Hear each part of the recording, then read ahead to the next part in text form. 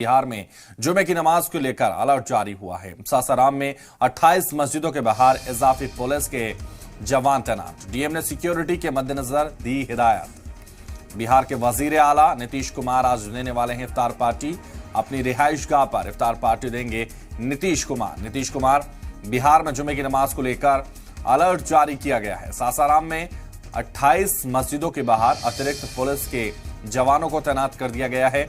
DM ने security के मद्देनजर हिदायत दिए हैं और वहीं आज बिहार के वजीर आला नीतीश कुमार अपनी रिहाइशगाह पर इफ्तार पार्टी देने वाले हैं।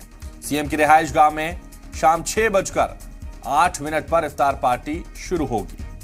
तो बिहार के वजीर आला नीतीश कुमार आज जहां इफ्तार पार्टी दे रहे हैं, तो वहीं आज जुमे की नमाज को लेकर भी अलर्ट जारी कर दिया गया है और इस अलर्ट में अतिरिक्त पुलिस के जवान लगाए गए हैं ताकि कहीं भी कोई अनहोनी ना हो।